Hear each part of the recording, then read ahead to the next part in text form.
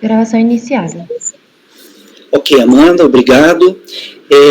Boa tarde, colegas. Vamos dar início à nossa sessão de julgamento do período da tarde, do dia 5 de abril de 2021, da segunda turma ordinária da quarta Câmara da segunda sessão do CARF. Participarão da sessão de julgamento os conselheiros Francisco Cruz, Gregório Heckman Júnior, Márcio Augusto Sequef Salem, Renata Torati Cassini, Rafael Mazar de Oliveira Ramos, Luiz Henrique Dias Lima, Ana Cláudia Borges de Oliveira e Dene Medeiros da Silveira.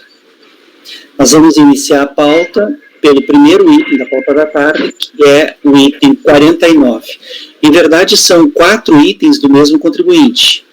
São os itens 49, 50, 51 e 52. Todos do contribuinte Joaquim Cândido Alves Moreira. Joaquim Cândido Alves Moreira, esse processo de relatoria do conselheiro Luiz. Luiz, você vai fazer o julgamento na ordem da pauta?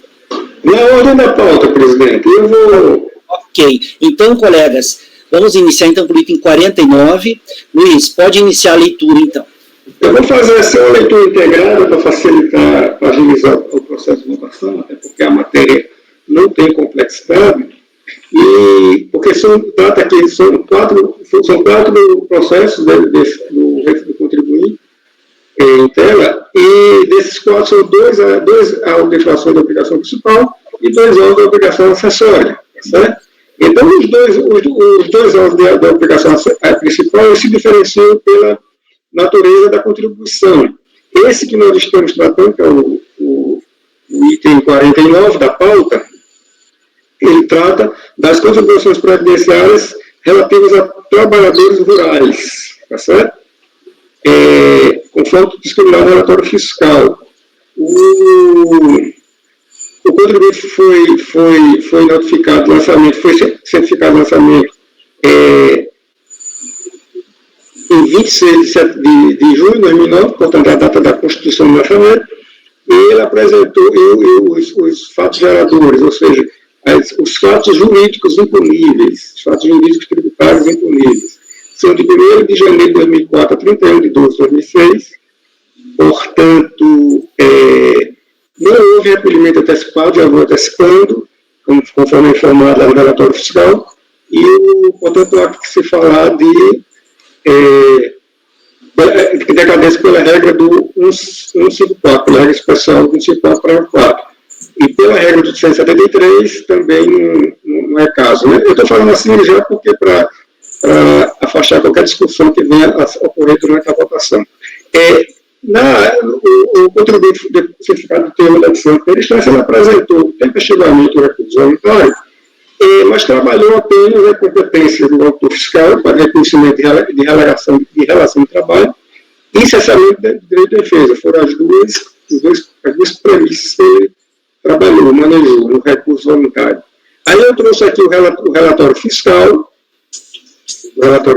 que explica com bastante, inclusive com bastante detalhamento. Foi um procedimento fiscal que nasceu por determinação do Ministério Público.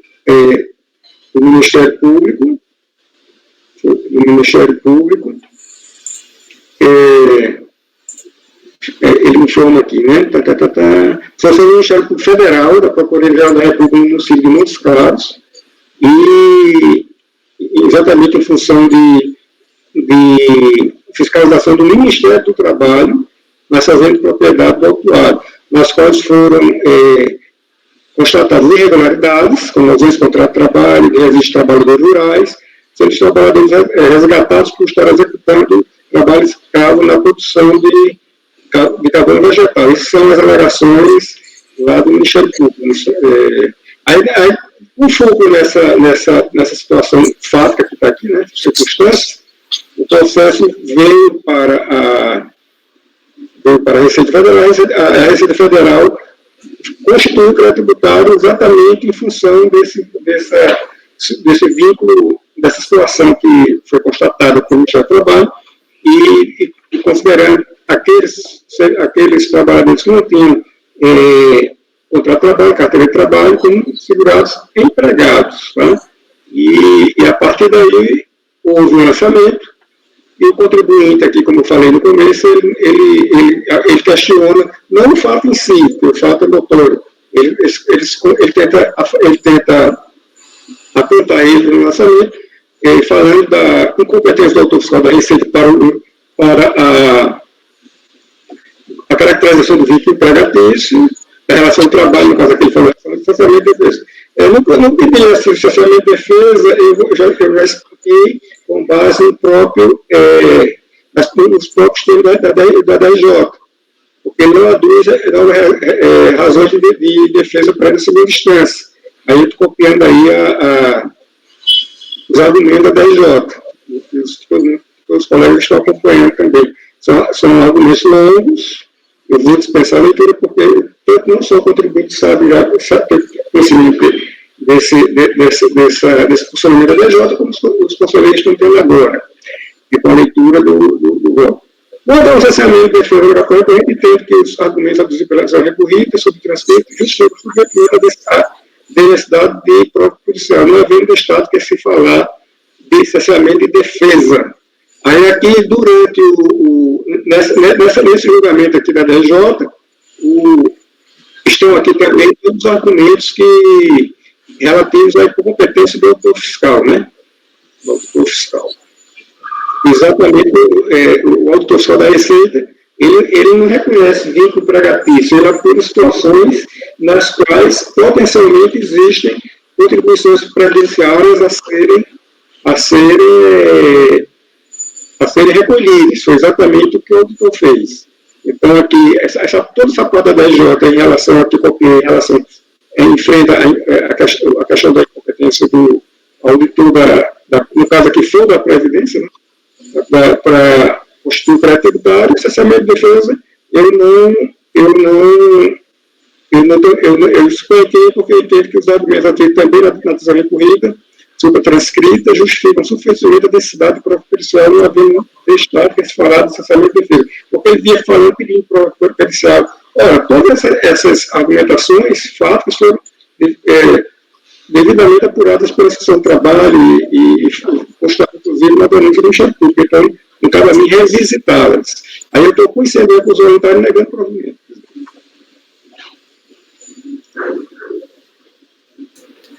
Ok, Luiz. Colegas, em relação ao item 49 da pauta, o conselheiro relator está votando no sentido de negar o provimento ao recurso voluntário. Alguém gostaria de comentar o voto do relator no processo?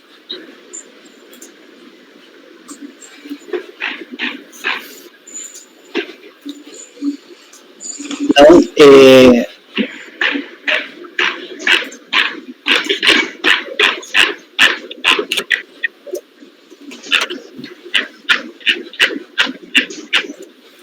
Francisco, como você vota?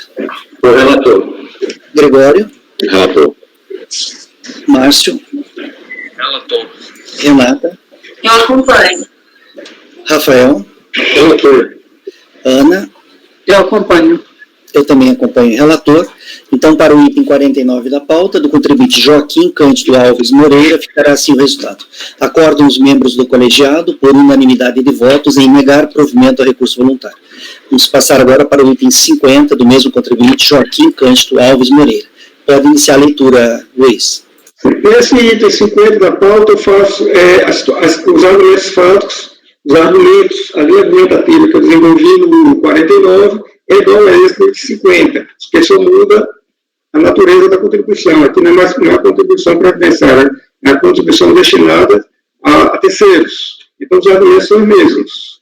É o mesmo voto.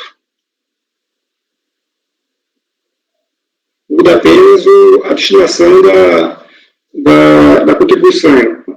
O anterior é para a Seguridade Social, e esse aqui é para terceiros, outras entidades e fundos. Aí eu estou votando por conselheiro do voluntário e negar o provimento. Ok. Colegas, segundo esclarecido pelo relator, em relação ao item 50 da pauta, a base de cálculo é a mesma do item 49 e as razões de decidir do relator são as mesmas. Alguém gostaria de comentar? Muda apenas a natureza da contribuição, né? Só muda a natureza da contribuição. Francisco, como é que você vota em relação ao item 50 da pauta? O relator. Gregório? Relator. Márcio? Relator. Renata? Eu acompanho. Rafael? Relator. Ana? Relator. Eu também acompanho o relator, então para o item 50 da pauta, ficará assim o resultado. Item 50 do contribuinte Joaquim Cândido Alves Moreira. Acordam os membros do colegiado, por unanimidade de votos, em negar provimento ao recurso voluntário. Vamos fazer agora o julgamento do item 51 da pauta do mesmo contribuinte, Joaquim Cândido Alves Moreira. Pode iniciar a leitura, Luiz. O artigo, esse item 51, ele trata de uma coima relativa a descumprimento de obrigação acessória, né? CFL 38, que é aquela que fala de exibir livros, né? A fiscalização, ou seja, é uma infração absolutamente independente da obrigação principal. Assim, quer dizer, todas as obrigações acessórias são, em tese, como se diz, vinculadas à obrigação principal, mas algumas são mais ainda do que outras, né? Como a gente sabe. Principalmente assim no campo, na seara previdenciária. Então, aqui nesse aqui de 38, tem muito o que discutir. O contribuinte, uma vez instado a apresentar os livros das fiscalizações, os livros e documentos, ele tem que apresentar. Se não apresentar, não há como se elidir da aplicação da multa. E no caso aqui, realmente, ele não deveria ter o livro, né? Porque pela natureza da denúncia pública, trabalho análogo a escravo, evidentemente que não havia nenhuma relação de trabalho reconhecida. Aí aqui, nesse caso, eu estou negando provimento ao recurso voluntário e conhecendo o recurso voluntário para negar provimento.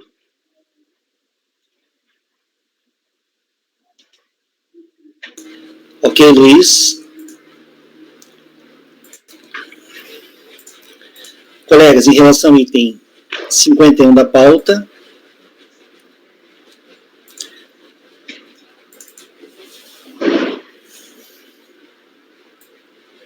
o conselheiro relator também está votando no sentido de negar provimento ao recurso voluntário.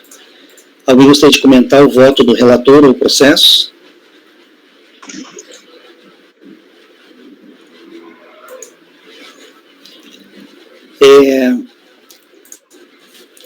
Francisco, como você vota em relação ao item 51 da pauta? O relator. Gregório? Relator. Márcio? Relator. Renata? Acompanho. Rafael? Relator. Ana? Relator. Eu também acompanho. Então, para o item 51 da pauta, ficará assim o resultado. Acordo os membros do colegiado, por unanimidade de votos, em negar o provimento ao recurso voluntário. Vamos passar agora para o último item desse contribuinte, que é o item 52 da pauta, do contribuinte Joaquim Cândido Alves Moreira. Pode iniciar a leitura, Luiz. Ainda assim, mais objetivo, essa aqui é a multa por descumprimento de dever instrumental, capturado por Código Fundamental 56, que diz respeito à empresa deixar de inscrever segurado empregado junto à Previdência Social. Essa aqui é uma daquelas obrigações acessórias que elas guardam um ano com a obrigação principal. Como as obrigações principais foram mantidas, com foco na escalação do Ministério do Trabalho, na denúncia do Ministério Público Federal, aqui é uma infração que não tem como se questionar. Deixar de inscrever segurado empregado junto à Previdência Social. As pessoas que foram identificadas em situação a escravo foram consideradas empregados, vai ser reconhecida uma relação de trabalho específica na espécie de empregado. Então, aqui, eu estou concedendo o voluntário negando o provimento, presidente.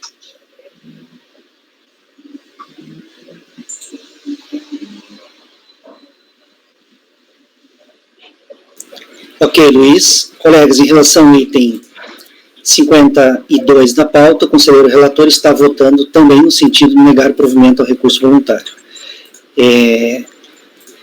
Francisco, como que você vota?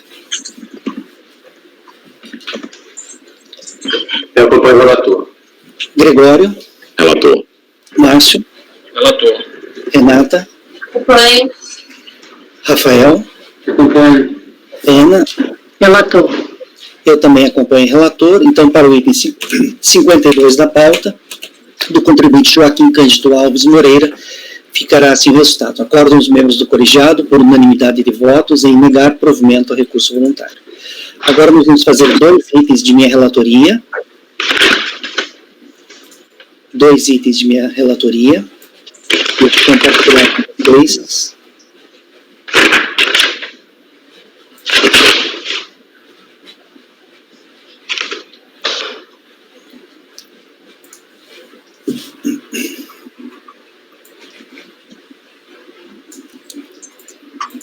São os itens 53 e 54.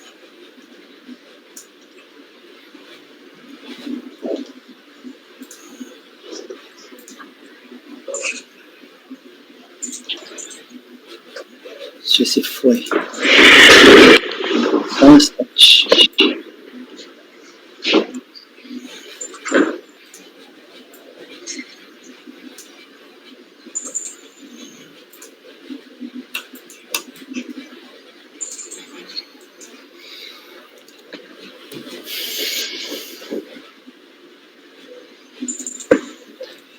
Tá, já estão lá, colegas.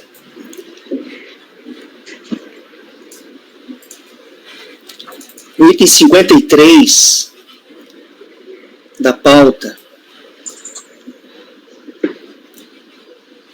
é da contribuinte MOP Clean, Serviços de Limpeza Limitada. Nós julgamos no mês passado, acho que foi em fevereiro, bem, nós julgamos vários processos dessa MOP Clean. Um dos processos que a gente julgou tinha uma alegação recursal, que era referente à competência em outubro de 2004, que houve alegação na impugnação quanto a essa competência e a DRJ não apreciou. E aí, no recurso, o contribuinte vem e alega isso, né? Não teve essa apreciação pela DRJ. Aí eu votei por anular a decisão de instância para que a DRJ apreciasse toda a impugnação, inclusive essa competência. Um outro recurso da empresa, ela trouxe a mesma alegação no recurso, que a competência outubro não foi apreciada, tal, e eu acabei também votando no sentido de anular a decisão de instância para que fosse apreciada, porque não tinha, de fato, no acordo da RJ, apreciação quanto àquela competência. Só que depois, quando eu fui formalizar o acordo, eu dei uma consultada, mais atenção no processo, e eu vi que, de fato, não houve questionamento na impugnação quanto a essa competência nesse processo. E aí não era o caso de ter anulado, era o caso de ter julgado mesmo, porque... e eu vi o seguinte, no recurso, a impressão que dá é que foi um copiar-colar, sabe? O contribuinte foi copiando e colando o recurso e ele copiou um trecho que nem cabia mesmo copiar naquele... E aí, então, eu embarguei a decisão e estou trazendo agora para a gente só corrigir isso aqui, tá? Então vai ser muito rápido aqui, tá? Vai ser muito célere aqui no julgamento. O relatório trata-se de embargos de declaração de iniciativa desse membro do colegiado interposto em face do acordo número tal, o de emenda e dispositivo restaram assim consignados. Então eu trago ali. Todavia, após a formalização desse acordo, identificou-se a existência de contradição entre a decisão e os seus fundamentos, uma vez que a decisão embargada foi no sentido de anular o acordo recorrido por não ter apreciado as alegações quanto à competência outubro de 2004. Contudo, tal competência não foi objeto de impugnação, tendo constado apenas no recurso voluntário. Diante desse quadro, e com fundamento no artigo 65, parágrafo 2º, inciso 1º, anexo 2 do regimental do CARF, interpusemos os presentes embargos de declaração, os quais foram admitidos nos termos do despacho folha tal. Esse é o relatório. Conhecimento. Os embargos de declaração atendem aos pressupostos de admissibilidade, desse modo deles tomam conhecimento. Da contradição apontada. De fato, o acordo embargado concluiu pela anulação da decisão por instância, pois esta não teria apreciado as alegações do contribuinte quanto à competência outubro de 2004. Porém, examinando-se a impugnação, Constata-se que não houve questionamento quanto a essa competência e isso restou claro no relatório do acordo embargado, em que pese o recurso voluntário alegar essa falta de apreciação. Certamente, essa alegação recursal decorreu de erro na transcrição das alegações recursais de outro processo, de outro recurso, da mesma recorrente, que nós julgamos mês passado ou retrasado, que é esse final 1 ali, no qual, realmente, a decisão de primeira instância deixou de apreciar as alegações quanto à competência em outubro de 2004. De qualquer modo, evidenciada a contradição, impõe-se o saneamento do acordo embargado, o que faremos a seguir com a apreciação das alegações recursais.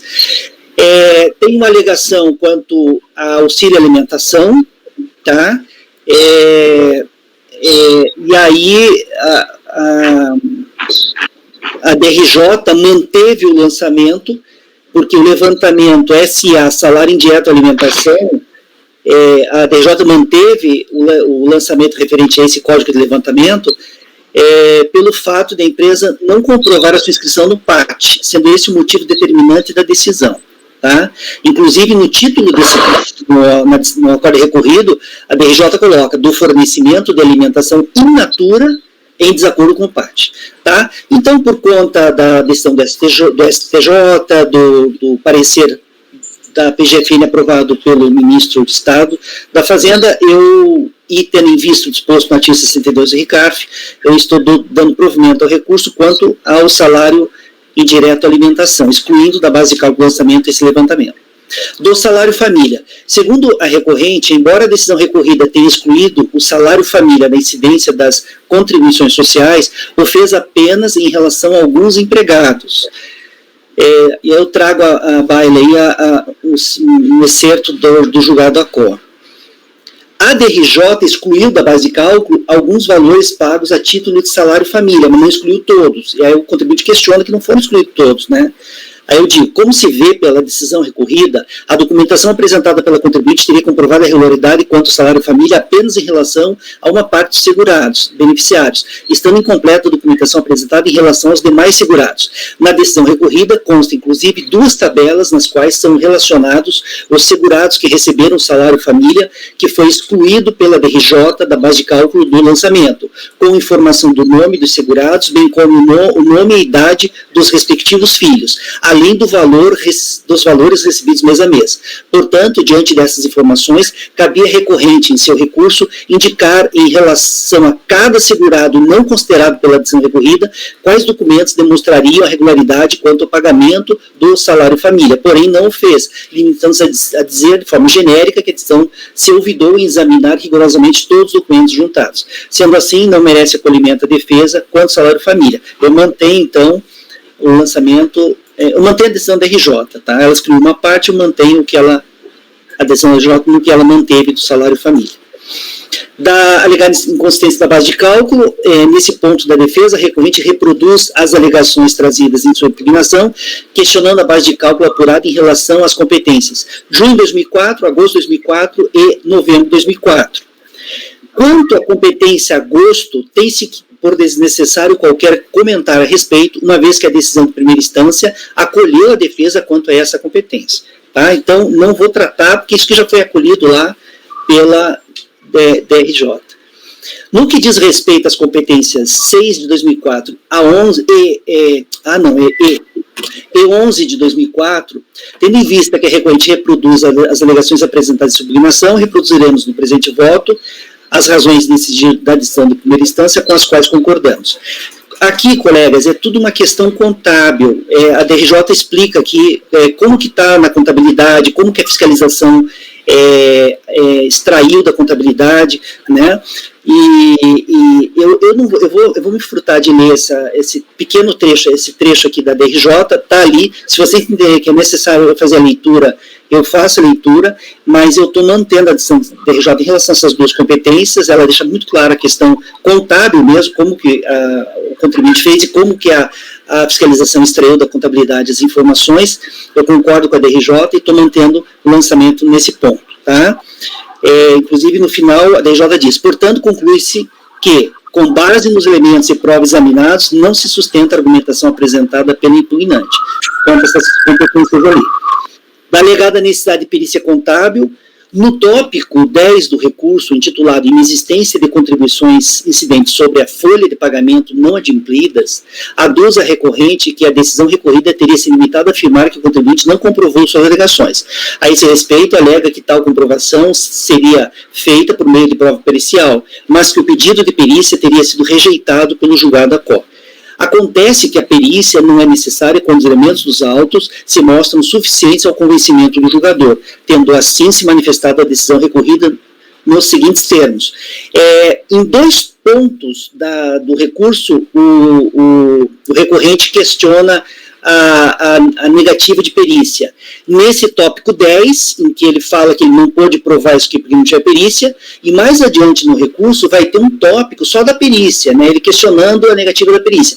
Então, eu juntei tudo nesse item aqui, tá, da alegação, da alegada necessidade de perícia contábil. Eu estou juntando o item 10 e um item do recurso que é o próprio da perícia contábil, tá? Então, de fato, os elementos usados foram suficientes ao julgado da COP, são suficientes para mim também, e eu entendo que não é o caso de perícia, desse modo também não prospera a alegação recursal de distanciamento de defesa pelo indeferimento da prova pericial. Da prestação de serviços por pessoas físicas, nesse tópico a recorrente novamente reproduz sua impugnação, alegando que todas as contribuições devidas sobre a prestação de serviços realizados por pessoas físicas teriam sido adimplidas, conforme busca demonstrar com guias de recolhimento da Previdência Social que teria juntado aos autos. Portanto, adotaremos a decisão recorrida que traz as seguintes considerações.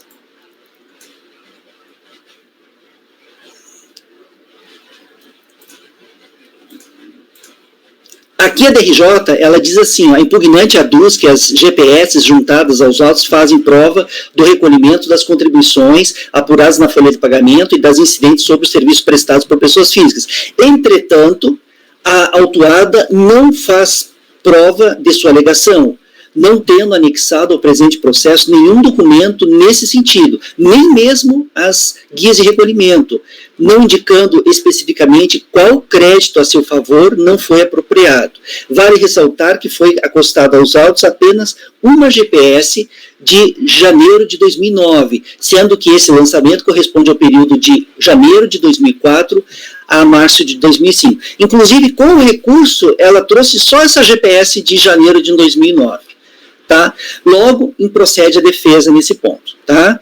Quanto ao SAT, a contribuinte questiona basicamente ilegalidade e constitucionalidade. Ela faz um arrazoado longo no recurso, trazendo doutrina, jurisprudência e tal, e alegando ilegalidade e inconstitucionalidade da alíquota da contribuição destinada ao SAT.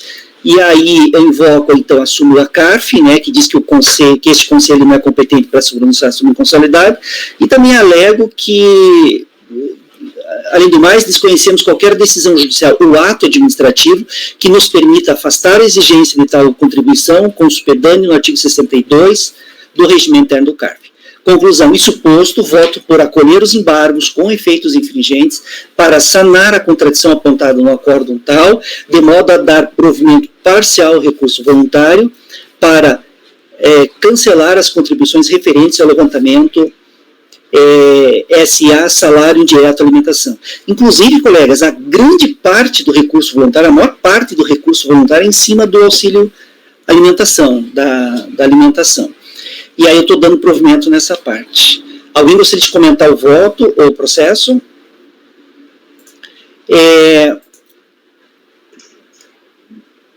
Francisco, como você vota?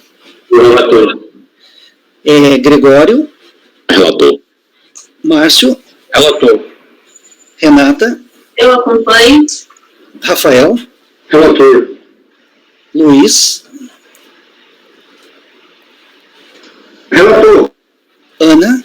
Relator. Então, colegas, para o item 53 da pauta,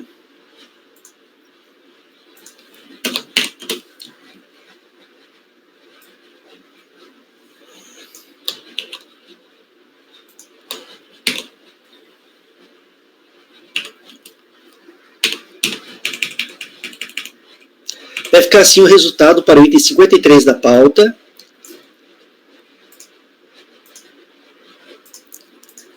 Da contribuinte são embargos de conselheiro da contribuinte Mop Clean Serviços de Limpeza Limitada. Acordam os membros do colegiado, por unanimidade de votos, em acolher os embargos com efeitos infringentes para sanar a contradição apontada no acordo número tal, de modo a dar provimento parcial ao recurso voluntário para cancelar as contribuições incidentes, as contribuições referentes ao levantamento SIA, salário indireto, alimentação. Tá? Vamos agora ao item 54 da pauta, é mais tranquilo que esse ainda, o 54.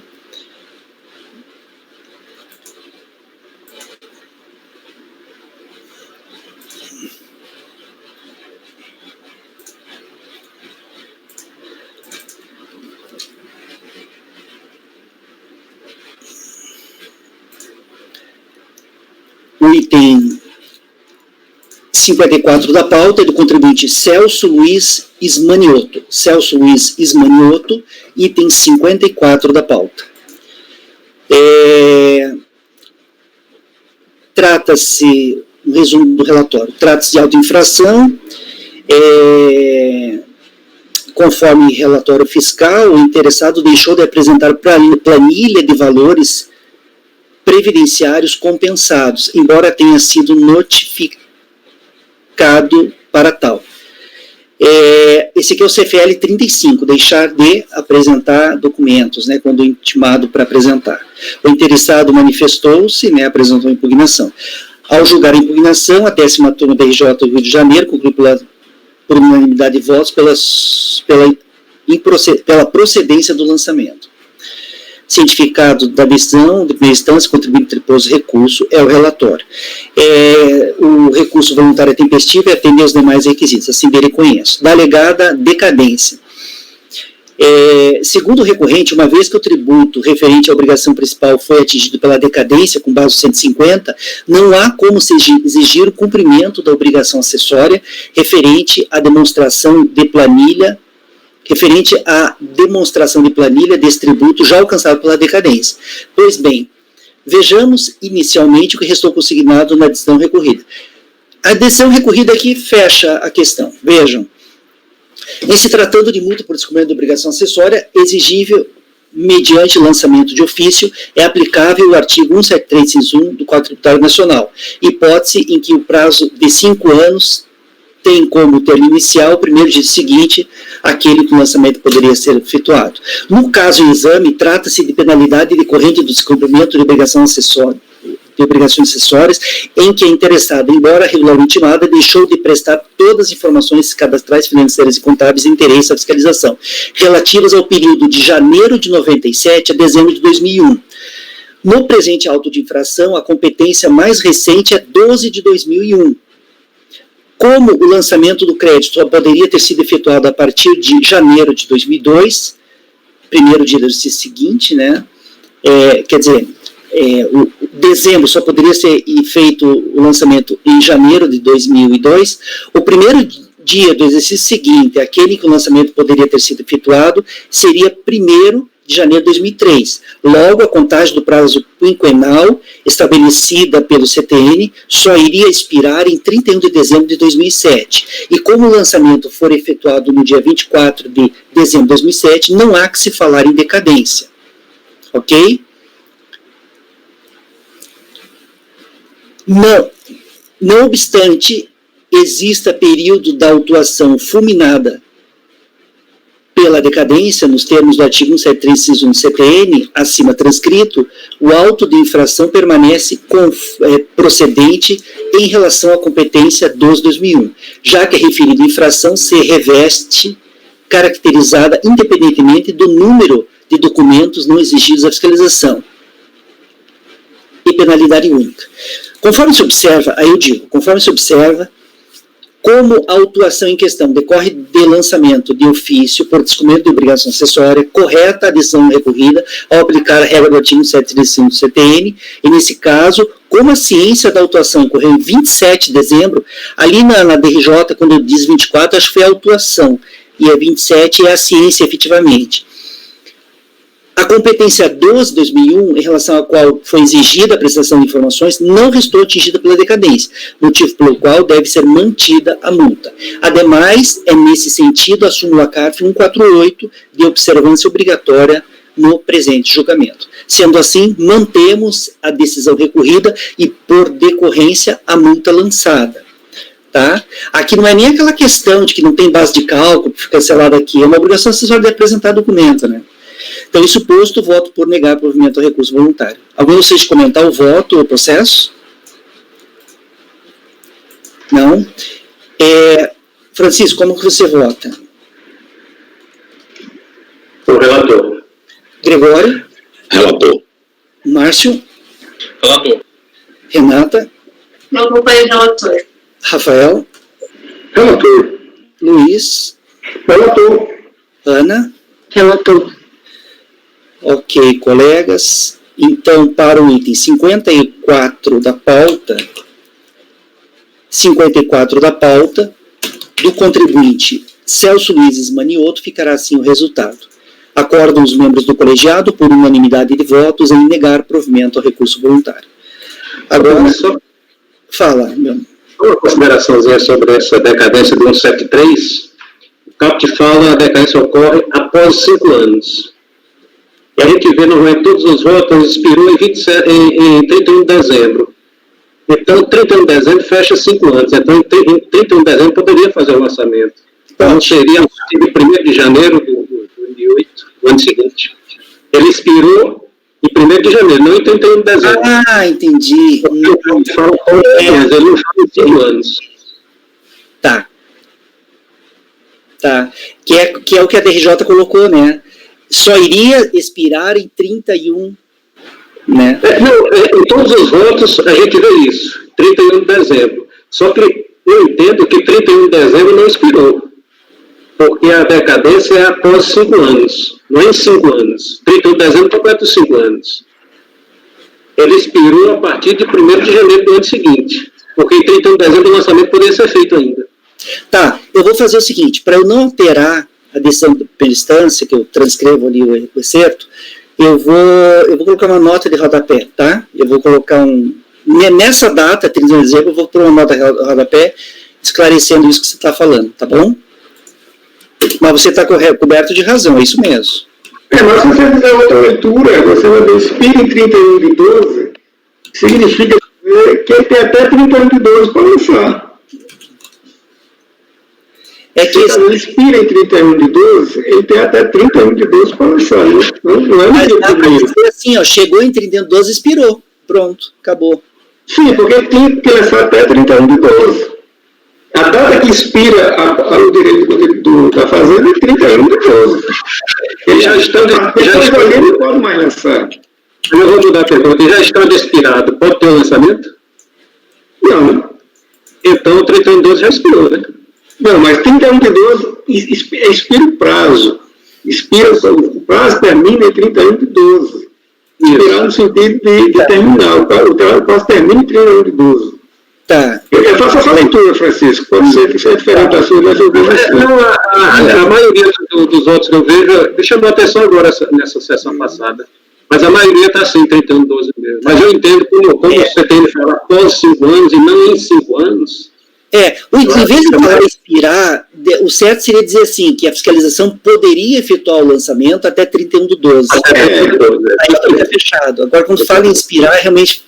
Eu não sei, viu? Porque quando ele colocar, se você colocar expirar em 1º de janeiro, eu vou passar a entender que o 1º de janeiro ainda é possível de lançamento. Tá. Então, perfeito. Eu vou colocar uma nota de rodapé só para esclarecer ali, tá? Então, colegas, para o item 54 da pauta, repetindo, ficará assim o resultado. Item 54 do contribuinte Celso Luiz Manioto. Acordam os membros do colegiado, por unanimidade de votos, em negar provimento ao recurso voluntário. Mas obrigado pelo esclarecimento, Francisco. Eu vou colocar ali uma notinha ali para ficar claro. Os próximos itens da pauta são da conselheira... embargos, né? Eu não sei se vocês perceberam, mas se vocês forem olhar a pauta, vocês vão notar, eu dei preferência na primeira metade da pauta de todo dia, os processos mais antigos, tá?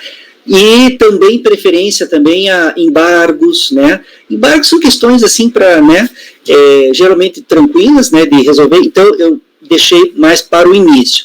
Aqui, por exemplo, é um caso assim, nós temos o item 55, que o item 55 da relatoria da conselheira Renata é embargo do conselheiro, embargo meu, né, da INARP, e o item 56 é embargo da Fazenda. Tá? Vamos fazer então o item 55 da pauta. Vamos começar pelo 56, que é mais rapidinho?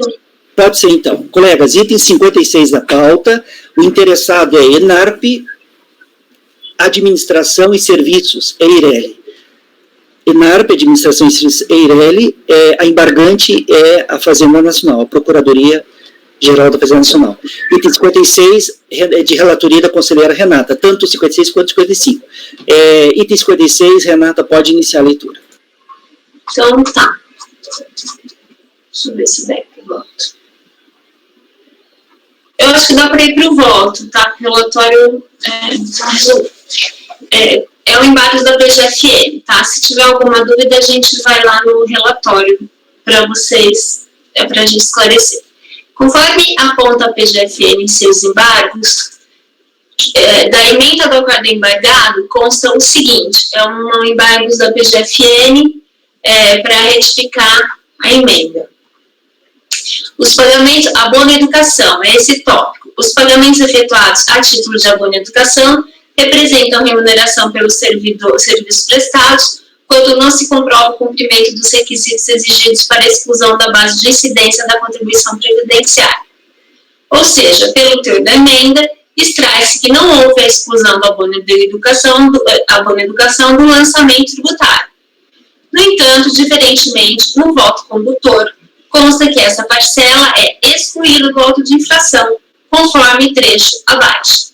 Esse procedimento, no entanto, vai de encontro ao que dispõe o enunciado número 149 da súmula da jurisprudência deste tribunal, segundo o qual não integra o salário de contribuição, a bolsa de estudos de graduação ou de pós-graduação concedida aos empregados em período anterior à vigência da Lei 12.503 de 2011, nos casos em que o lançamento aponta como único motivo para exigir a contribuição previdenciária o fato desse auxílio se referir à educação de ensino superior, de modo que o lançamento neste ponto não pode ser mantido. Conclui assim que resta configurada a contradição entre esses dois trechos do acordo. Então, vocês entenderam, né? Na realidade, a ementa, ela relata, ela diz uma coisa e no voto eu digo outra. Porque eu, de fato, excluí o abono educação do lançamento. De fato, tem razão o PGFN. Após a fundamentação do acórdão, apontando as razões para a exclusão do abono educação, deixa eu só complementar aqui, do lançamento, a conclusão é no seguinte sentido. Conclusão. Ante exposto, voto no sentido de dar provimento parcial ao recurso voluntário, tem dois provimentos que eu deixei aqui, que é o que está, é o que restou, ao recurso voluntário, para afastar da base de cálculo do lançamento os valores pagos a título de abono à educação. Desse modo, constata-se que realmente há contradição entre o enunciado da ementa e o voto condutor do acórdão e sua conclusão. Assim, os presentes embargos de declaração devem ser acolhidos para sanar a contradição existente entre a ementa, o voto condutor e sua conclusão, para que o trecho da ementa referente ao abono à educação passe a ter a seguinte redação.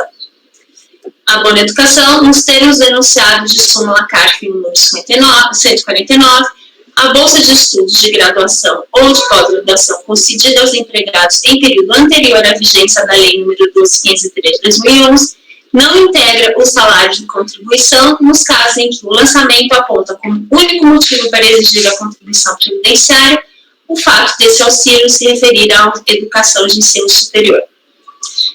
Conclusão, posto isso, voto por dar provimento aos embargos de declaração sem efeitos infringentes para retificar a ementa que passará a ter a seguinte redação. Aí eu ponho aqui a ementa inteira, né, só com alteração do abono educação, conforme eu escrevi ali, nos termos do enunciado CARF número 119, a bolsa de estudos de graduação ou de pós-graduação concedida aos empregados em período anterior à vigência da Lei 12.503 de 2011 não integra o salário de contribuição nos casos em que o lançamento aponta como único motivo para exigir a contribuição previdenciária o fato desse auxílio se referir à educação de ensino superior.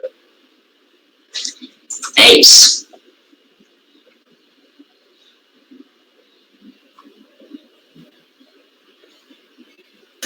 Ok, Renata. Colegas, em relação ao item 56 da pauta, a conselheira relatora está votando no sentido de acolher os embargos, sem efeitos infringentes, para retificar a emenda do acordo embargado.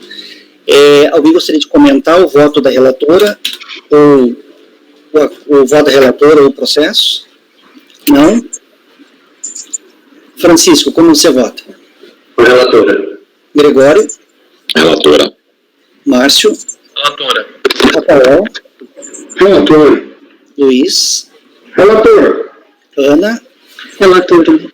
Eu também acompanho a relatora. Então, para o item 56 da pauta, embargos da Fazenda Nacional, interessado ENARP, Administração e Serviços EIRELI, ficará assim o resultado. Acordam os membros do colegiado, por unanimidade de votos, em acolher os embargos de declaração, sem efeitos infringentes, para retificar a ementa do acordo número tal, nos termos do voto da relatora. Tá, Renata? Deixar assim.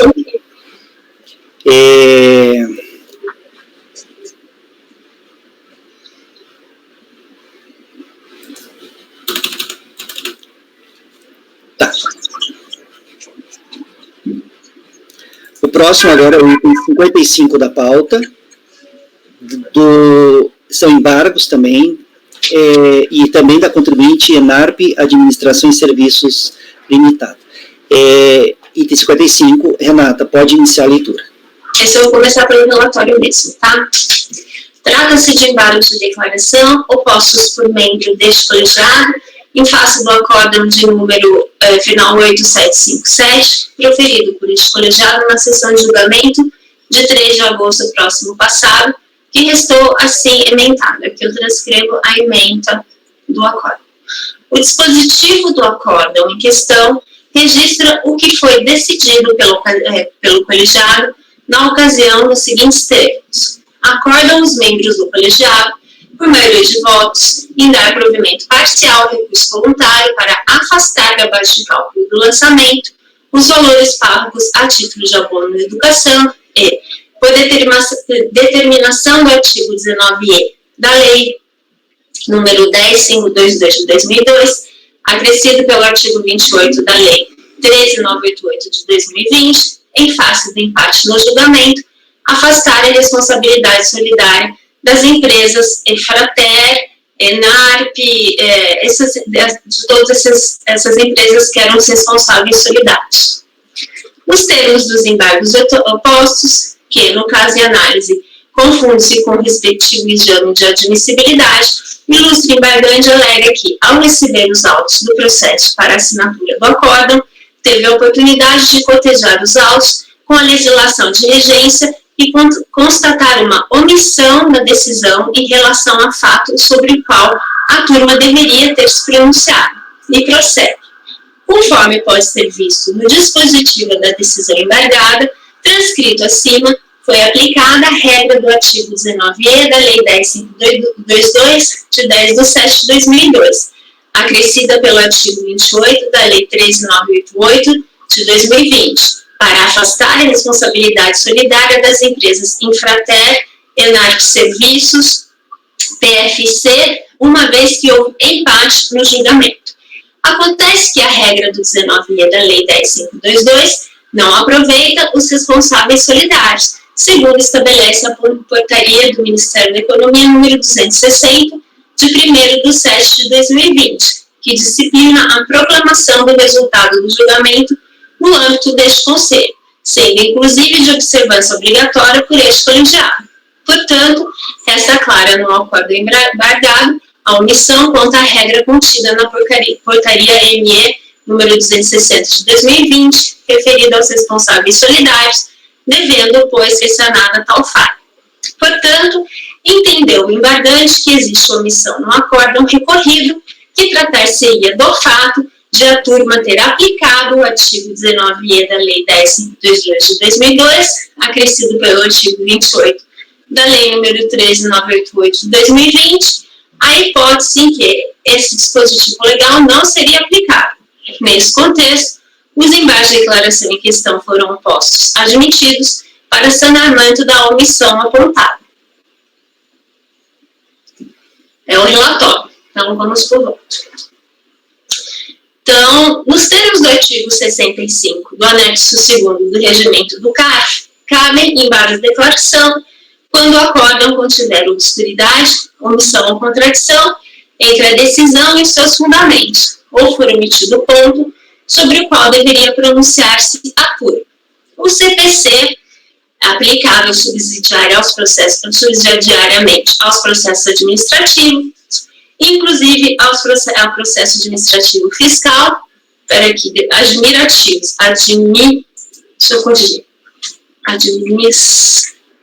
inclusive ao processo administrativo fiscal, dispõe em seu artigo 1022 que cabe embaixo de declaração contra qualquer decisão judicial para esclarecer obscuridade ou eliminar contradição, suprir omissão de ponto ou questão sobre o qual deveria se pronunciar o juiz de ofício ou a requerimento.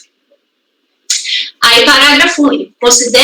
Considera-se omissa a decisão que deixe de se manifestar sobre tese firmada em julgamento de casos repetitivos ou incidente de assunção de competência aplicável ao caso do julgamento. Incorre em qualquer das condutas escritas no artigo 489, parágrafo 1º. Em comentário a esse dispositivo, ensinam Nelson Nery Júnior e Rosa Maria de Andrade Nery que omissão que enseja complementação por meio de embargo de declaração é a que incorreu o juízo ou tribunal sobre o ponto que deveria haver se pronunciado, que, porque a parte expressamente requereu, quer porque a matéria era de ordem pública e o juízo tinha de decidi-la ex officio. Providos os embargos, fundados na omissão da decisão, essa é complementada pela decisão de acolhimento dos embargos, que passa a integrá-la. Deixa eu tirar esse daí que está falando sobre.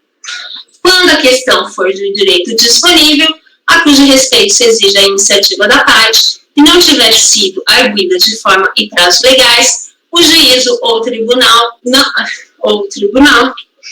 não tem, em princípio, o dever de pronunciar-se sobre ela. Assim, neste último caso, são inadmissíveis os embargos de declaração, porque não houve omissão.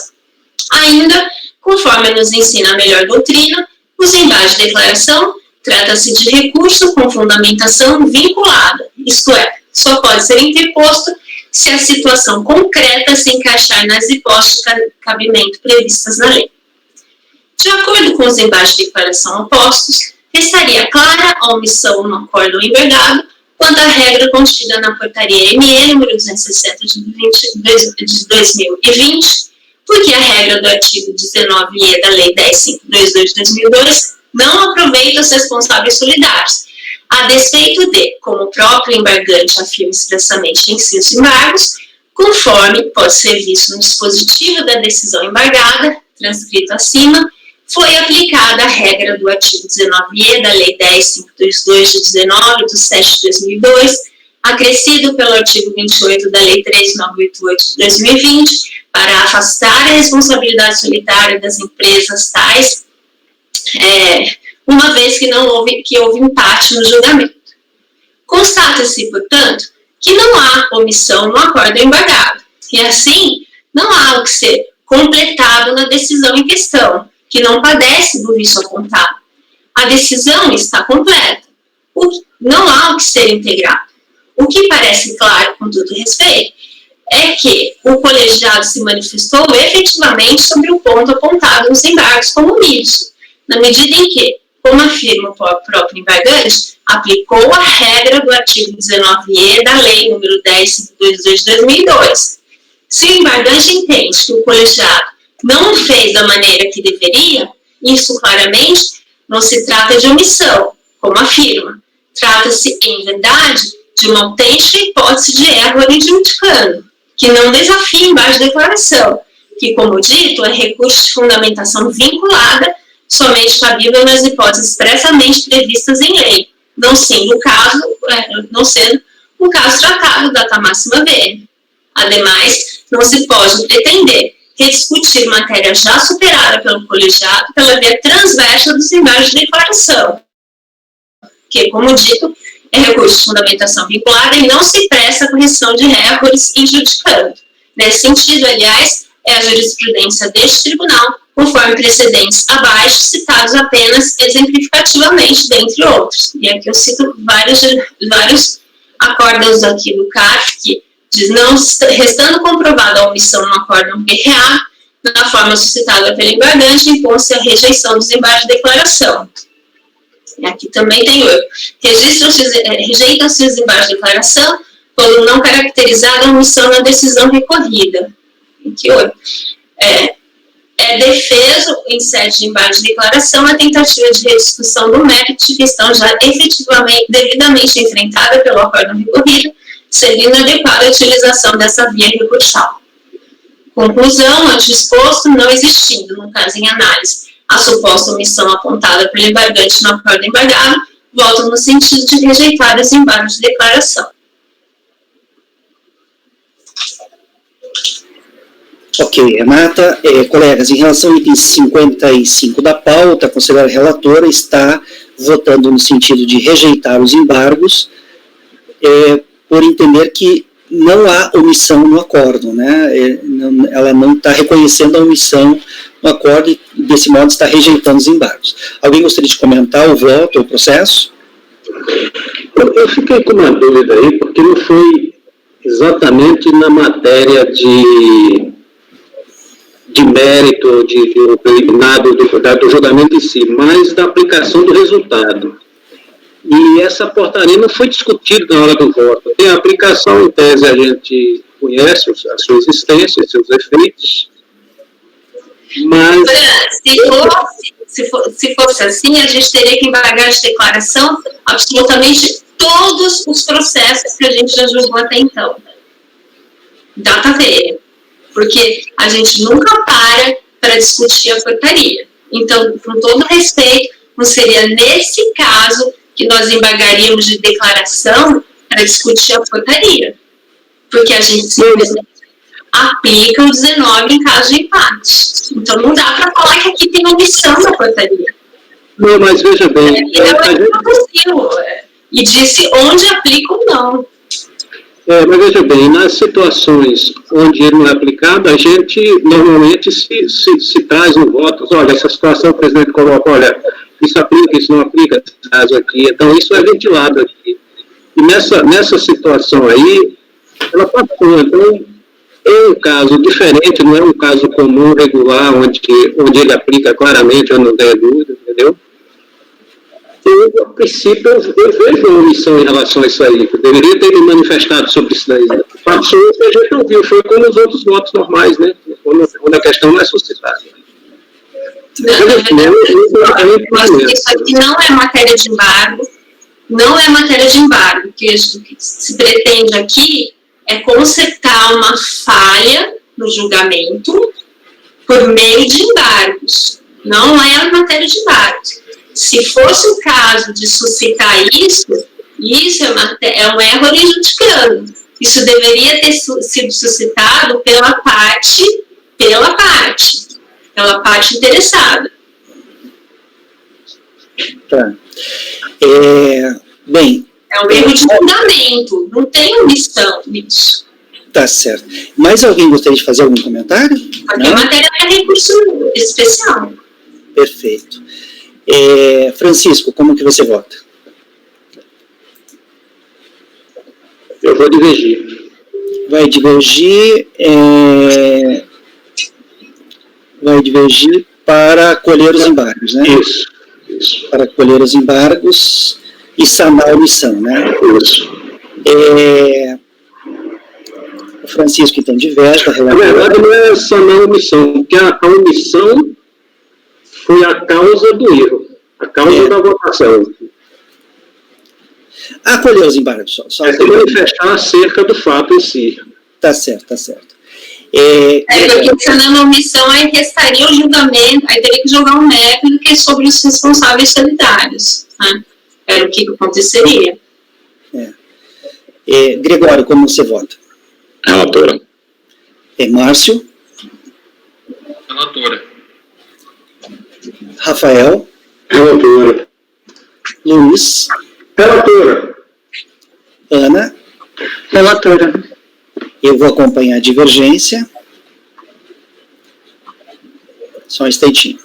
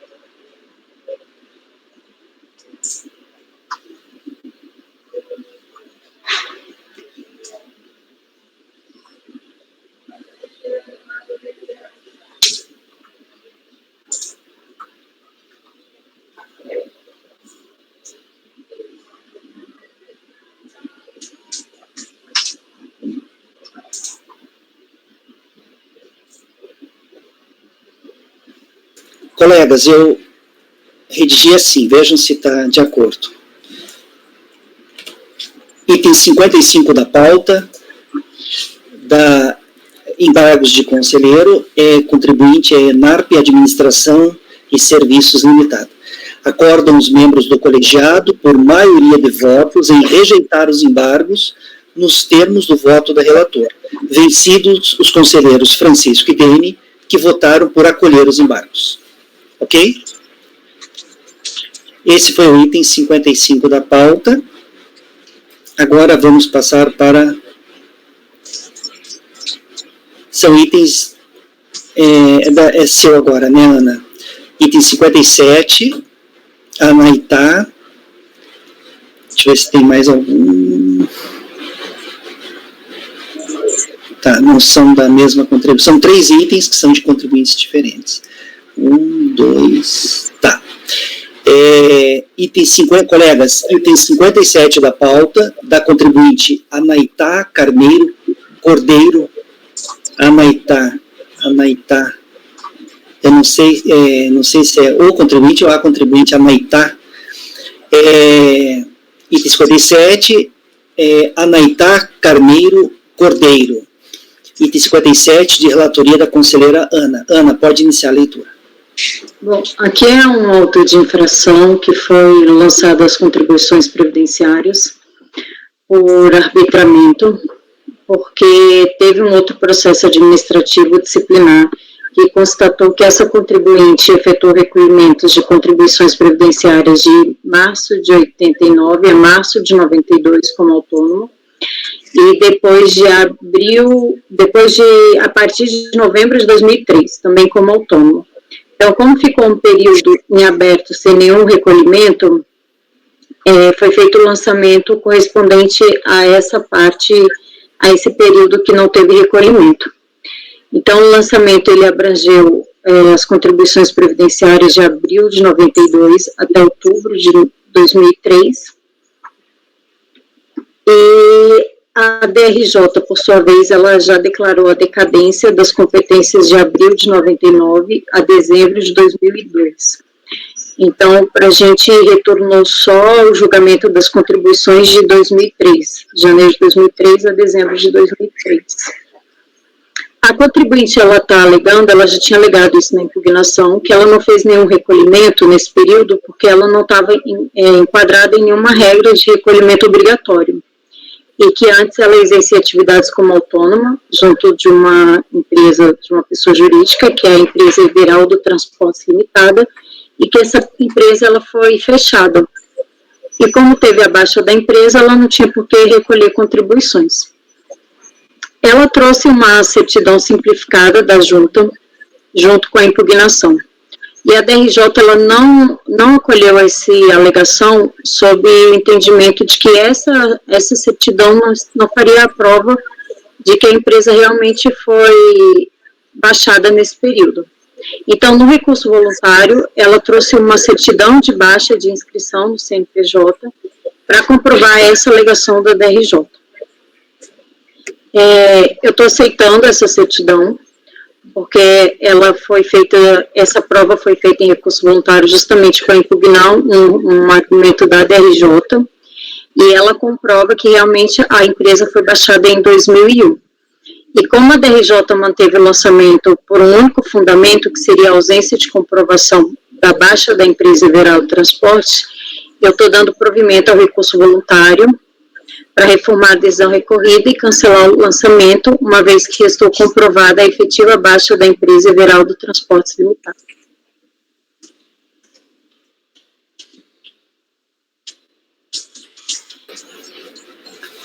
Ok, Ana. Só um instantinho.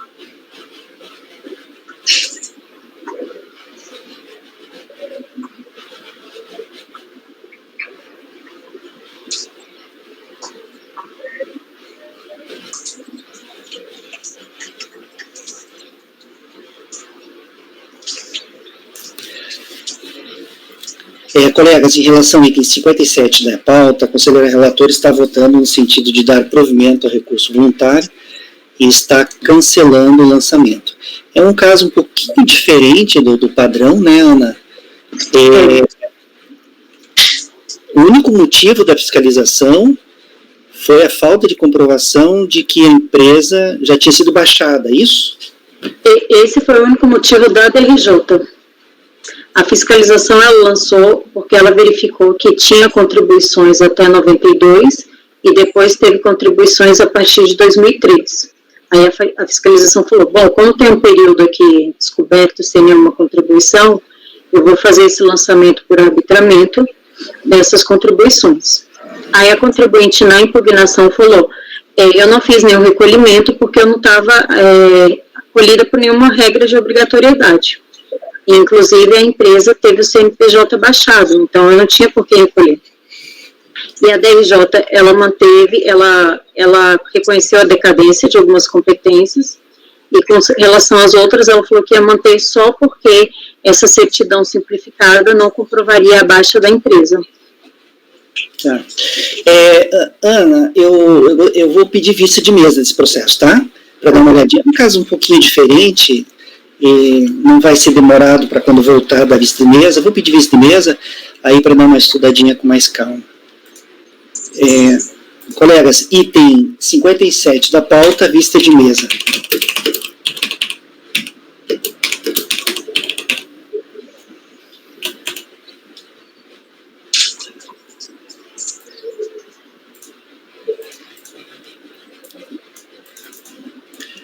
Esse foi o item 57 da pauta. Agora vamos fazer o item 58 da pauta.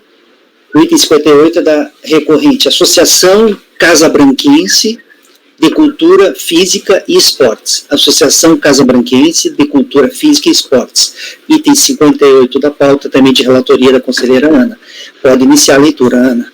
Bom, o auto de infração, ele é referente a contribuições previdenciárias devidas pela empresa a terceiros.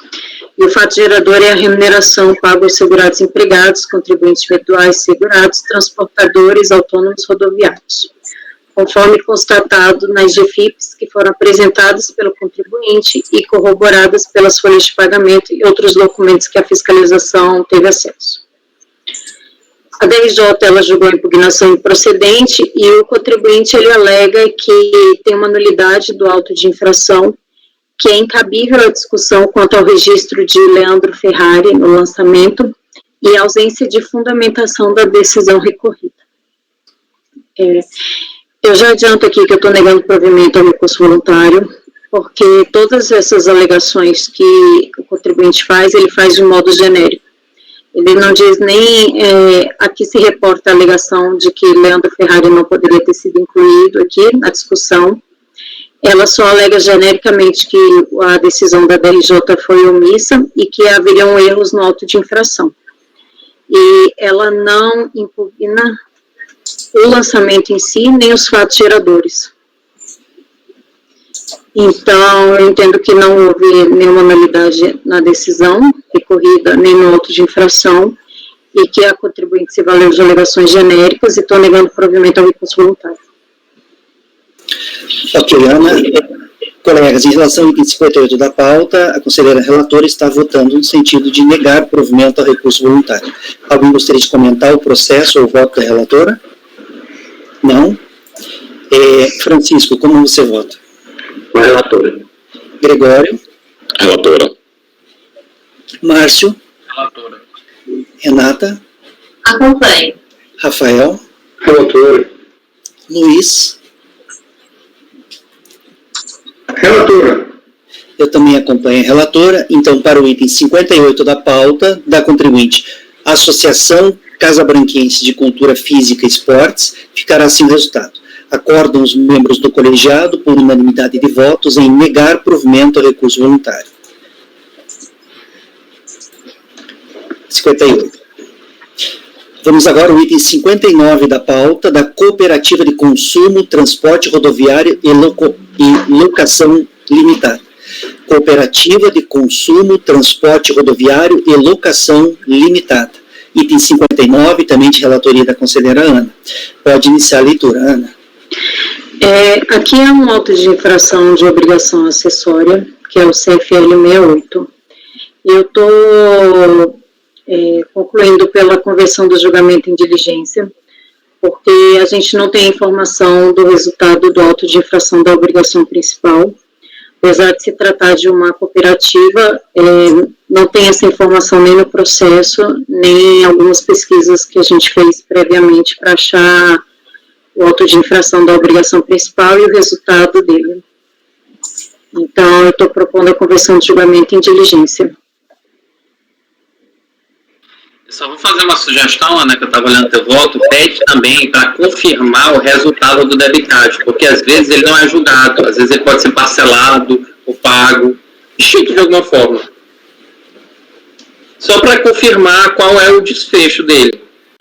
Eu estava olhando a tua conclusão.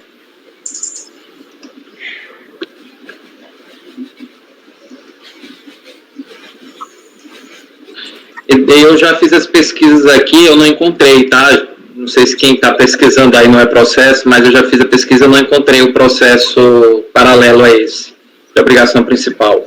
Ele pode estar físico, ele pode não ter sido baixado no processo, enfim, existem muitas variáveis aí, além dessa. Então, eu acho que deve ser coberto todas.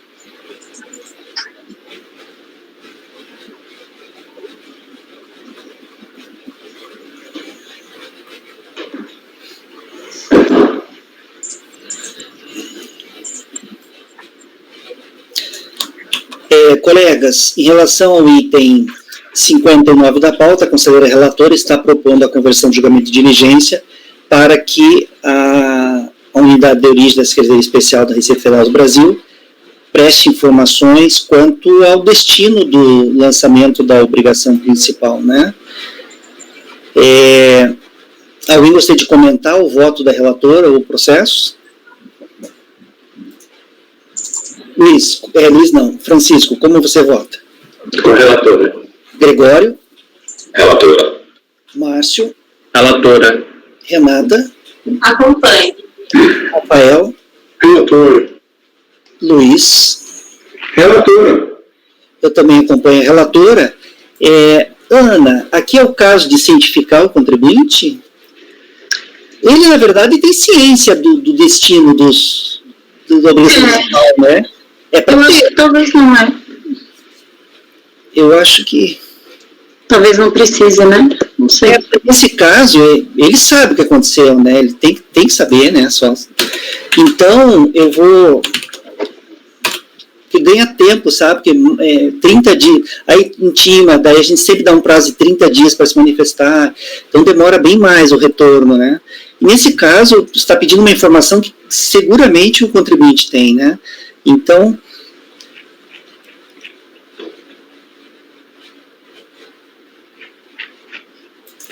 Tá, então eu vou consignar na ata a seguinte decisão para o item 59. Item 59 da contribuinte, Cooperativa de Consumo, Transporte Rodoviário e Locação Limitada. Resolvem os membros do colegiado, por unanimidade de votos, converter o julgamento em diligência para que a unidade de origem da Secretaria Especial da Receita Federal do Brasil preste as informações solicitadas nos termos do voto que segue na resolução. Ok? Aí fica assim, daí você, no teu voto lá, você... Só fazer um comentário, parabenizar a Ana, ela apresentou 3 contribuintes distintos em menos de 15 minutos de forma bem objetiva. Bem objetivo. Um tempo bom. E são 3 contribuintes distintos, né? Eu acho que, inclusive, a turma está de parabéns até agora, né, nesse primeiro dia de reunião, porque a gente está sendo bem objetivo, evitar discutir quando não precisa efetivamente, né? Então, a gente está indo num ritmo bem bom. Como nós estamos com uma pauta mega gigante, isso vai ajudar. Esse foi o item 59 da pauta. Agora, quem vai abrilhantar com a sua voz de locutor é o Gregório. Gregório, nós vamos fazer agora o julgamento. São itens também que estão faz tempo na pauta, né, Gregório? Como os outros anteriores que a gente fez agora. Nós vamos fazer agora o julgamento do item 60 da pauta. São 2, na verdade, do mesmo contribuinte. Da mesma contribuinte, item 60 e 61, da contribuinte Pedreiras Carangui Limitada. Pedreiras Carangui Limitada. Itens 60 e 61. Começamos pelo 60, Gregório? Então, colegas, item 60 da pauta, de relatoria do conselheiro Gregório. Pode começar, Gregório. Bem, de antemão, já peço desculpas por decepcionar os colegas, mas eu vou ter que parar para ler um pouco. É uma matéria que não é recorrente aqui na turma. Então, bem, eu vou direto ao voto, presidente. No início do voto eu trato da matéria objeto do processo, e havendo necessidade podemos retomar o relatório. O recurso voluntário tempestivo atende demais requisitos de admissibilidade deve, portanto, ser conhecido. Conforme exposto no relatório supra, trata-se do presente caso de auto-infração com vistas de multa por cumprimento de obrigação acessória, consistente em deixar a empresa de manter laudo técnico atualizado com referência aos agentes nocivos no ambiente de trabalho ou emitir documento de comprovação de exposição em desacordo com o laudo, conforme previsto na Lei 8.213, artigo 58, parágrafo 3º. Em seu recurso voluntário, a recorrente esgrime suas ações de defesa nos seguintes pontos em síntese: alega decadência, alega ilegitimidade passiva dessas pessoas físicas arroladas como corresponsáveis pela infração contada, alega a existência de PPRAs de 1997 a 2000, sendo certo que a legislação previdenciária desobriga as empresas que possuem PPRAs da elaboração do LPCAT, ou seja, fica assim facultada a substituição do LPCAT pelo PPRA, de acordo com o artigo 3815 da IN 3 de 2005, em plena consonância com o artigo 5º, inciso 2 da Constituição Federal. A exigência do laudo estaria suprida nos termos do artigo 384, parágrafo 1 da mesma instituição normativa. E, por fim, alega também a contribuinte que, na hipótese de desconsideração das alegações apresentadas, requer a relevação da multa com base no artigo 111 do Decreto 2001/173 de 97. Em último caso, requer pelo menos a atenuação do valor aplicado para um patamar razoável e proporcional. Então, aqui é um caso de multa por cumprimento de obrigação acessória. Fazemos, então, análise individualizada das ações de defesa da recorrente. Em relação à decadência, a recorrente opõe como fato impeditivo a qualidade do auto-infração o transcurso do prazo legal de decadência de 5 anos. A esse respeito, 2 aspectos devem ser considerados: o prazo e o termo para a contagem da decadência. Aí eu trago aqui toda a fundamentação, a súmula vinculante número 8, e aqui, por ser uma descumprimento de obrigação acessória, eu trago anunciado súmula CAF número 148, fala que a contagem do prazo decadencial será regida pelas normas do artigo 1731 do CTN, e aqui digo, no caso de análise, considerando que a ciência do lançamento ocorreu em maio de 2006, poderia ser exigida autuada a apresentação dos laudos técnicos de condições ambientais de trabalho a partir da competência 12 de 2000, posto que o período anterior já estaria decadente. Verifica-se que a requisição documental atinge todo o período fiscalizado, ou seja, de janeiro de 97 a dezembro de 2000, razão pela qual não maximou a decadência, posto que, embora existam na presente atuação competências alcançadas pela decadência, tem-se que, por outro lado, infrações de cuja ocorrência não havia transcorrido o lustro decadencial. Tendo-se em conta que a multa para esse tipo de infração é aplicada em valor fixo, não dependendo do número de ocorrências verificadas, uma só infração constatada em período não decadente é suficiente para justificar a aplicação da penalidade. Portanto, descabe a alegação de que o crédito tributário ora contestado estaria extinto pela decadência. Da ilegitimidade passiva das pessoas físicas, aqui é o enunciado de súmula CAF 88, então não há qualquer provimento aceitado a recurso voluntário neste particular, do laudo técnico de condições ambientais de trabalho e do programa de prevenção de riscos ambientais. Conforme já exposto, trata-se presente caso de auto-infração com vistas de multa por descumprimento de obrigação acessória, consistente em deixar a empresa de manter o laudo técnico atualizado com referência aos agentes nocivos no ambiente de trabalho, ou emitir documentos de comprovação de exposição em desacordo com o laudo, conforme previsto na Lei 8.203, artigo 58, parágrafo 3º, abaixo transcrito. A recorrente, por seu turno, defende em síntese que a legislação previdenciária desobriga as empresas que possuem PPRAs da elaboração do LTCAT, ou seja, fica sem facultada a substituição pelo LTCAT pelo PPRA conforme a legislação que ela cita. E aí eu trago a transcrição justamente desses dispositivos legais citados pela recorrente. Razão assiste a recorrente. De fato, os dispositivos normativos em destaque deixam extremas dúvidas de que é dispensável a apresentação do LTCAT quando a empresa apresentar o PPRA, o Programa de Gerenciamento de Riscos, ou o Programa de Condições de Meio Ambiente. No caso de análise, a Autoridade Administrativa Fiscal expressamente informou no relatório fiscal da infração que o estabelecimento Pedreiras Canagi LTDA reconheceu nos PPRA de 97 a 2000 vários agentes nocivos ocupacional, físicos e químicos. Ora, tendo sido apresentados os competentes PPRAs, não há que se falar em falta de apresentação do LTCAT, fato que, por si só, no entendimento deste relator, impõe o cancelamento do presente auto de infração. Observe-se pela sua importância que tal linha de raciocínio chegou a ser trilhada pela Autoridade Administrativa Fiscal, o que se infere, pois, dos excessos abaixo reproduzidos da solicitação de diligência de folha 151 a 155 abaixo transcrito. Aqui são trechos citados pela fiscalização. Como se vê, a própria Autoridade Administrativa Fiscal reconheceu que a Instrução Normativa número 3 de 2005, artigos 381, 5 e 384, parágrafo único, estabelece que o LTCAT pode ser substituído pelo PPRA e que, a par de tal entendimento, o presente auto de infração seria julgado improcedente, uma vez que a empresa apresentou ao auditor PPRA documento que supra o LTCAT. Ocorre que, indo além do objeto da presente autuação, por meio das suas ditas solicitações de diligência, a Autoridade Administrativa Fiscal buscou aferir a regularidade dos PPRAs apresentados, citando, para tanto, dispositivos legais normativos que sequer serviram de embasamento legal para a apresentação da autuação. Como dito, a referida solicitação de diligência extrapolou no entendimento deste relator os limites fáticos e legais da autuação fiscal, que deu origem ao presente processo.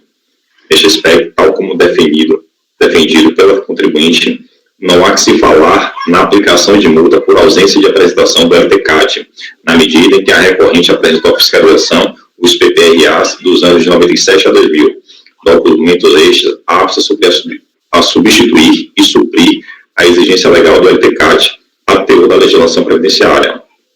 Outro sim, ainda que fosse possível aferir neste procedimento a regularidade dos PPRAs apresentados, melhor sorte não assistir ao orçamento fiscal.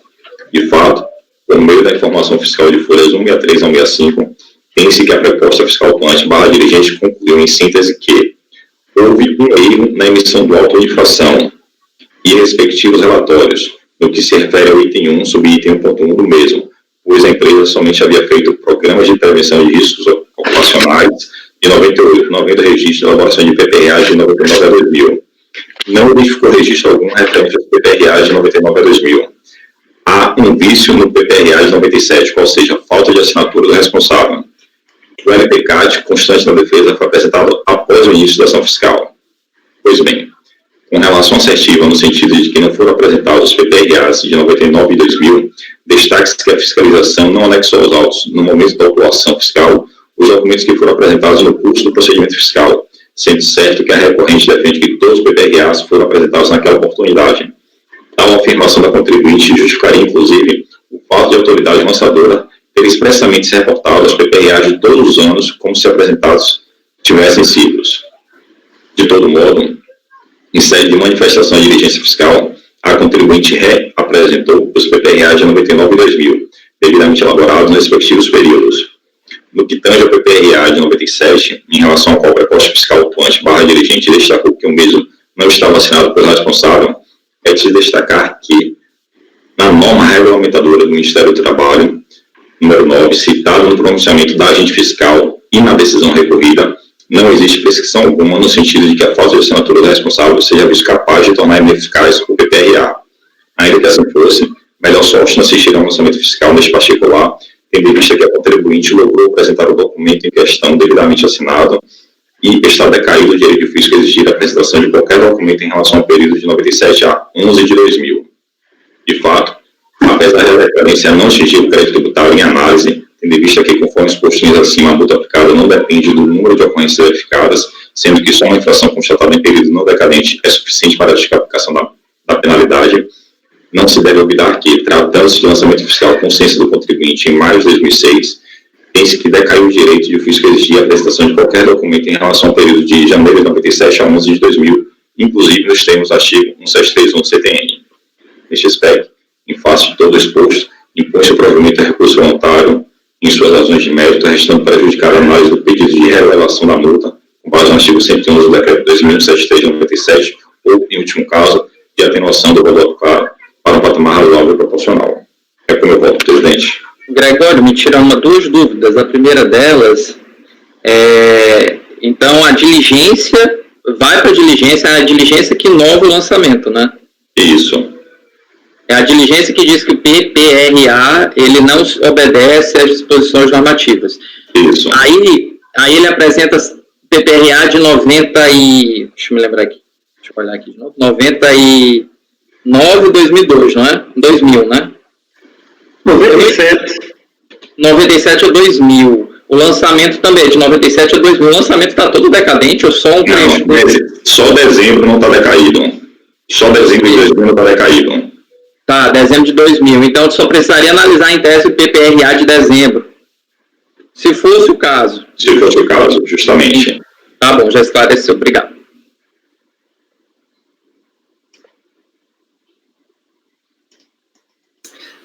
Tá.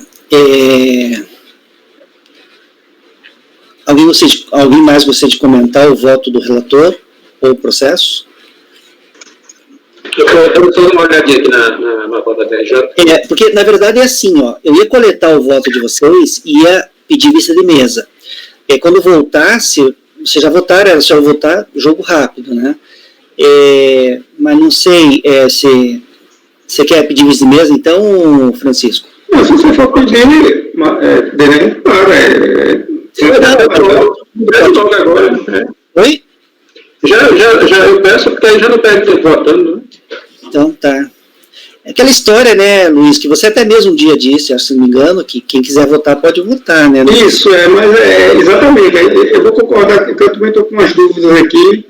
Eu acho a vista de mesa bastante oportuna. Eu achei só uma coisa bem elucidativa na acordo do Gregório, é só a mudança de fundamentação jurídica. A diligência não pode mudar a fundamentação jurídica quando o lançamento já está consubstanciado. É só isso mesmo que me incomoda. Então, se ele diz que se a fundamentação do lançamento é que não tem um LCAT, e depois ele diz, não, mas pode ter o PPRA, mas o PPRA não está adequado, aí ele já está mudando o lançamento, né? Embora possa até concordar que o PPRA não esteja adequado, ele não pode inovar no lançamento. Vai alterar o critério jurídico. Tá. Gregório, o item 61 é a mesma coisa? Não? Então, vamos fazer então? Colegas, então, desculpa cortar você, Márcio. Ficou em vista de mesa, né? A gente vai poder dar uma estudada no processo e no transcorrer dessa reunião a gente retoma o julgamento, tá? Esse foi o item 60, agora vamos fazer o item 61 da pauta, também da contribuinte Pedreiras Carangui Limitada, de relatoria também do conselheiro Gregório. Pode então iniciar a leitura, Gregório. Esse aqui também é um caso de multa por descumprimento de obrigação acessória. Eu vou direto ao voto. O recurso voluntário é tempestivo e atende demais requisitos de admissibilidade, deve, portanto, ser reconhecido.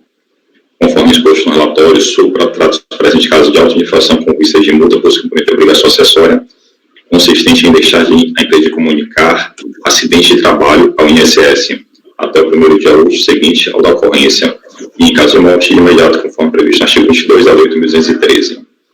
Em seu recurso voluntário, a recorrente esgrime suas razões de defesa nos seguintes pontos em síntese: alega ilegitimidade passiva dessas pessoas físicas arroladas como corresponsáveis pela infração apontada, alega inexistência de acidente de trabalho, mas sim de doença pré-existente, alega necessidade de realização de perícia para a configuração do acidente de trabalho, e na hipótese de desconsideração das alegações apresentadas, requer a relevação da multa com base no artigo 111 do Decreto 2001/7397.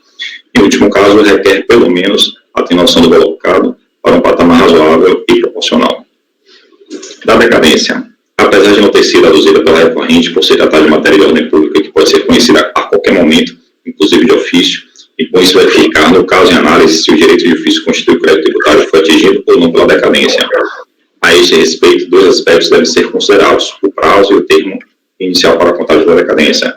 Aqui eu vou falar das regras aplicáveis. Aqui, como é o caso de multa por descumprimento de obrigação acessória, tem aplicação no legislativo no CAF 148, segundo o qual a regra do prazo decadencial vai ser contada de acordo com o artigo 1731 do CTN. E aí digo, no caso em análise, considerando que a ciência do lançamento ocorreu em maio de 2006, poderia ser exigido ao autuado a apresentação de comunicação de acidente de trabalho a partir da competência 12 de 2000, posto que o período anterior já estaria decaído. Então, a ciência foi em maio de 2006. Analisando o caso concreto, verifica-se que a requisição documental se reporta à solicitação de emissão de CPA datada de 25 de maio de 2000. E aí eu transcrevo aqui a solicitação da fiscalização. Em análise junto à documentação disponibilizada, verificou-se que no livro de inspeção de trabalho consta a anotação em 25 de maio dos auditores fiscais de trabalho solicitando a emissão de CPA dos CADs para os seguintes empregados. Neste aspecto, tendo em vista que o lançamento tributário só se considera definitivamente constituído após a ciência do sujeito passivo da obrigação tributária, que no caso concreto ocorreu em 9 de maio de 2006, resta configurada a perda do direito de fisco exigir a apresentação de qualquer documento até a competência de 11 de 2000, inclusive, e, por conseguinte, de constituir o respectivo crédito tributário por descumprimento de obrigação acessória em face da consumação da decadência nos termos acima declinados. Fica, assim, prejudicada a análise das demais razões de defesa dos incidentes de recurso voluntário. Acho que isso é a minha presidente. A decadência, né, Gregório? Você está reconhecendo a decadência do direito Decadência. de lavrar a multa pelo descumprimento dessa obrigação acessória, né? Isso.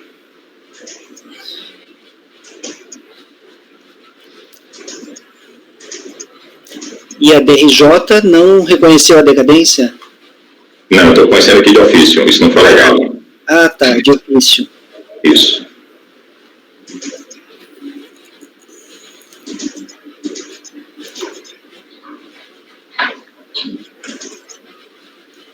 Tá. Alguém gostaria de comentar o processo, o voto do relator? Não? Francisco, como você vota? O relator. Márcio? Relator. Renata? Acompanho. Rafael? Eu acompanho o relator. Luiz? A minha dúvida é só o seguinte: essa multa aqui ela é por ocorrência de individualizadas ou é pelo evento todo? Eu estou vendo aqui o CFL 53, eu nunca trabalhei com esse CFL. Basta uma competência, o Gregório registrou aí o voto, né? É multa fixa, né? É multa fixa, então eu não tenho decadência, né? Tem decadência porque ele registrou, ele fez um pedido, né? É uma data específica. É referente a maio de 2000. O descumprimento de não informar o comunicado de acidente de trabalho, Caixa, é maio de 2000. E o lançamento foi feito em maio de 2006. Ele poderia exigir esse comunicado a partir de dezembro de 2000. Até novembro de 2000 ele poderia mais exigir, está decaído. Até 31 de 12 de 2005, né?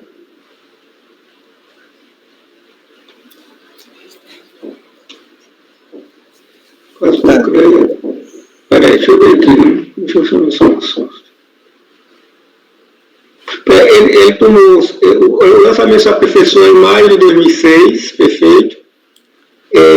E o evento a qual ele se refere foi de 2000? Maio de 2000. Então começa a contar em 2001. 1, 2, 3, 4, 5. Começa a contar em 2001. Estaria decadente aí por praticamente 5 meses, né? Você acompanha o relator, Luiz? Vou acompanhar o relator. Ana, como você vota? Acompanho o relator. Eu também acompanho o relator.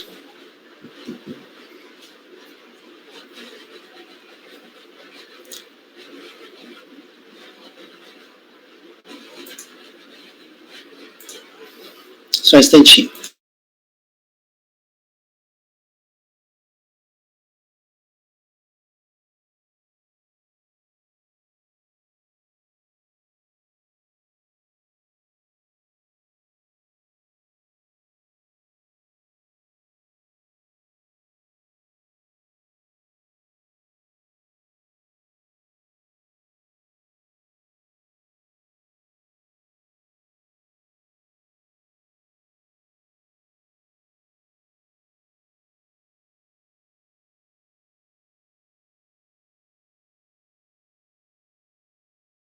Esse fato de 25 de maio foi a constatação dos auditores do trabalho.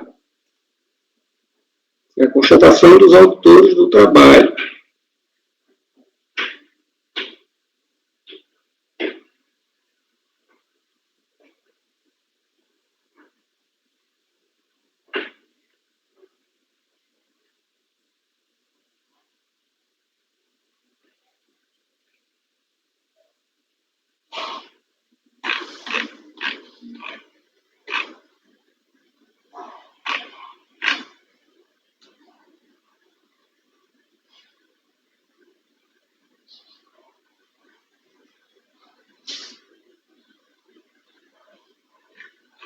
Mas, bem, eu vou mudar meu voto aí. Eu não proclamou o resultado ainda.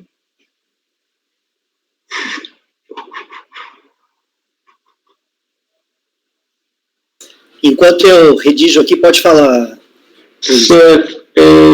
Olha só, a circunstância fática aqui que o Gregório traz é que o livro lançou consta a anotação em 25 de maio dos auditores fiscais de trabalho. Isso foi o pessoal da Receita que viu, tá? Ele está dizendo que 25 de maio, em 2000, não tinha a solicitação da emissão dos CADs para esses funcionários, para esses servidores aqui. Isso não quer dizer que durante o resto do ano calendário, essa situação não tenha se repetido. Porque aqui a gente está se baseando aqui numa informação identificada por outra fiscalização que não é nossa.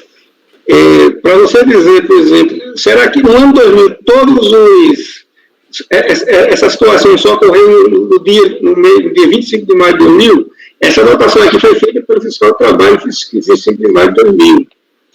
Em relação a essas pessoas aqui, não significa, você não pode estender o raciocínio que, por exemplo, em 31 de 12 de 2000, tem havido situação diversa dessa, certo? Ou seja, você não pode dizer que até 32 de 2000, em qualquer outra competência, não houve essa situação, esse não registro, esse registro ocorreu, ou esse não registro ocorreu. Então, eu acho aqui que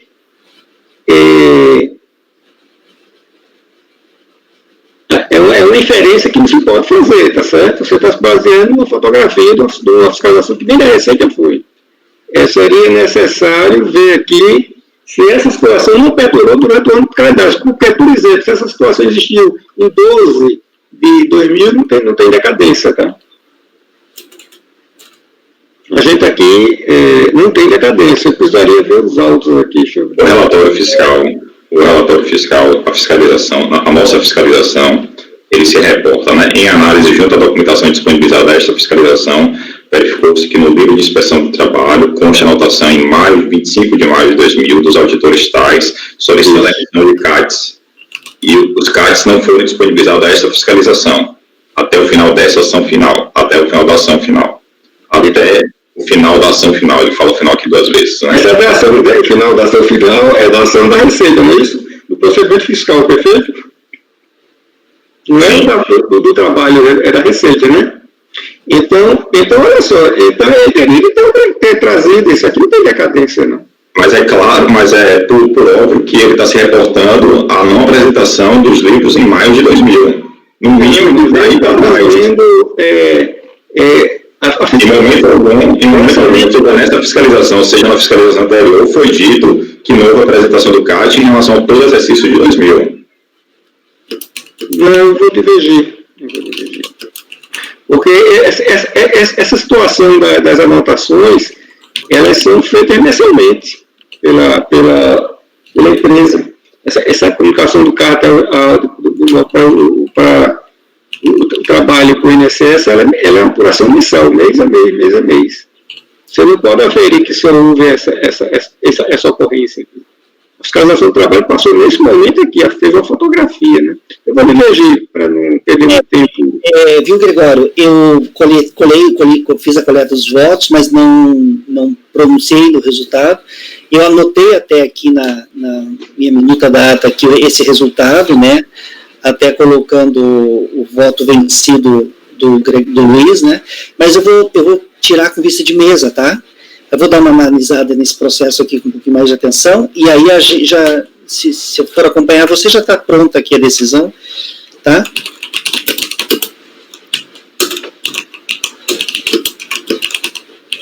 Mas de qualquer sorte, eu já vou divergir, eu entendo que não é uma fotografia, isso é uma obrigação de investimento mensal, todo mês ele tem que fazer isso. Então você tem que considerar, no mínimo, você teria que saber se no ano 2000 todo o que aconteceu no ano todo, porque se a competência 12/2000 ele permanecer assim, se isso resiste, não há decadência. Tá. Então, vista de mesa para o item 61 da pauta. Tá? Agora vamos para... Que horas são? Gente, tem intervalo, né? Eu não recreio, presidente. 4h04 agora. 4h04. Vamos fazer um intervalo de 15 minutos, então? Daí a gente retoma. Rafael Francisco e... É o Fabimar, né? Que está aí agora, né, Fabimar? Isso, presidente. Então, Rafael Francisco e Fabimar podem interromper a gravação.